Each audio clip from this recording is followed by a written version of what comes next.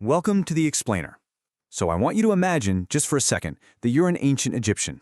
You live in this highly structured, predictable society.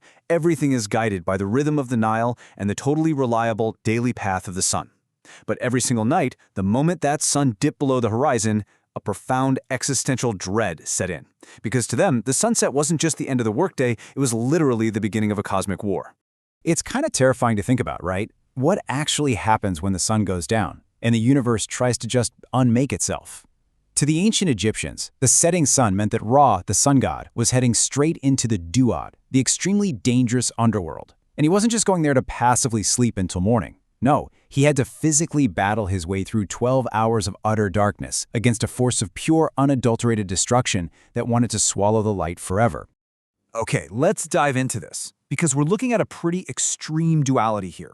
On one side, we have Apophis, the primordial serpent who represents the ultimate void, just pure non-existence.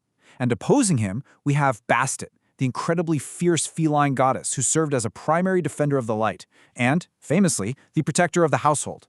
Throughout this explainer, we're going to explore exactly how these two opposing forces define the eternal human struggle between chaos and order. Section 1.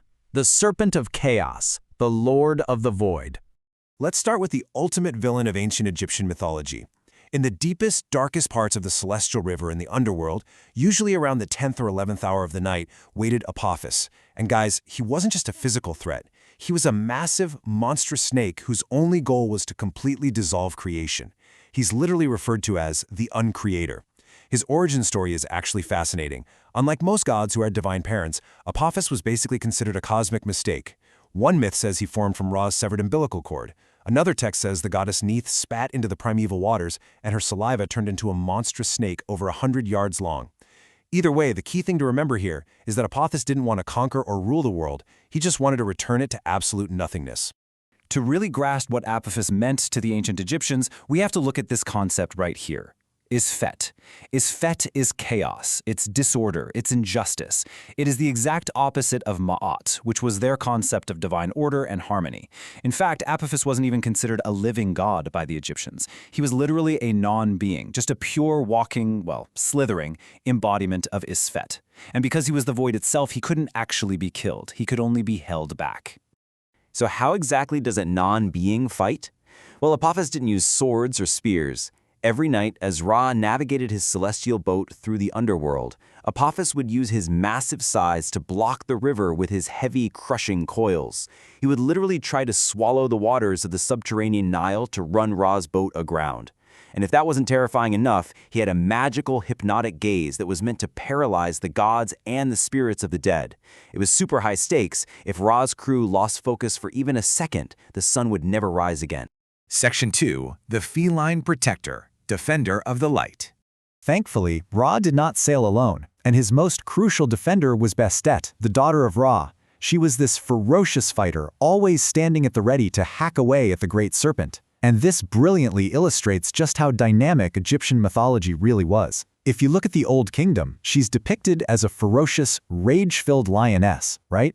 Her main job was protecting the pharaohs in battle. But by the time we get to the New Kingdom, she undergoes this fascinating transformation into a domestic cat. She keeps her connection to the sun god for sure, but she becomes much more peaceful and approachable, a deity who actually nurtured everyday households and protected them from pests like rats and venomous snakes.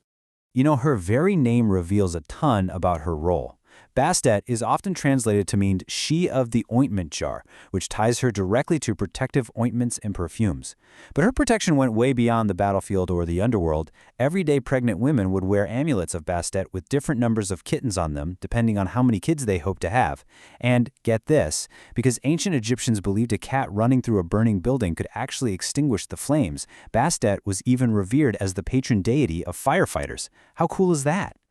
Section 3. Worshipping order, cursing chaos, the human battlefield.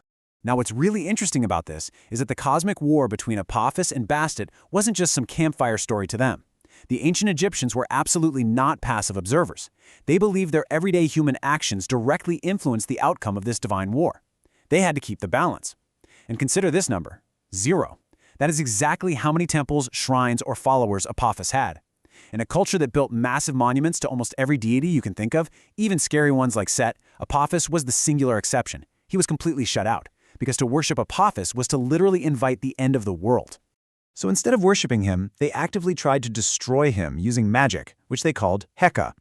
Over in the Temple of Amun-Ra, priests performed a super aggressive daily ritual from a text called the Book of Overthrowing Apep. They'd create these small models of Apophis out of wax or clay, then they'd write his name on it in green ink, violently spit on the effigy, hack it to pieces with flint knives, literally trample it, and finally throw the remnants into a roaring fire. They genuinely believed this visceral, daily magic was absolutely crucial to weaken the serpent and make sure the sun came up the next day.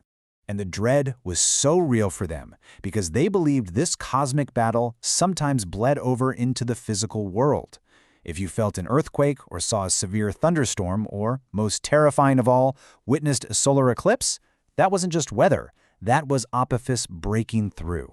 During a solar eclipse, the Egyptians truly believed Apophis had managed to swallow the sun.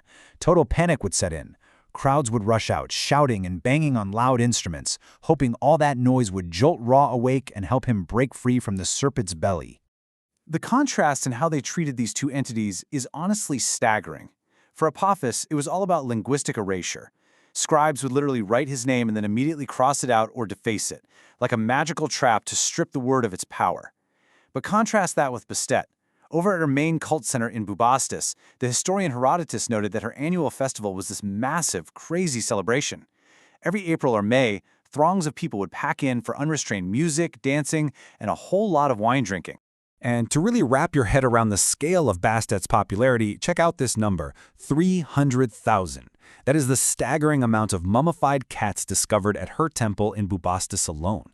And they weren't just standard mummies. They were stylishly wrapped. A lot of them had these intricate face paintings with geometric patterns that give the cats a kind of quizzical, almost humorous expression.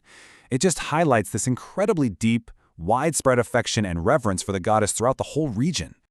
Let's move to Section 4 and see how this builds into something even bigger. Why we need the dark? The modern legacy. Because look, this mythology isn't just some ancient curiosity. It actually reveals a super deep psychological understanding of the universe that still resonates today. In fact, the dread of Apophis is still kind of with us. Back in 2004, astronomers discovered a massive near-Earth asteroid that actually had a significant chance of hitting our planet in the year 2029. And what did they name it?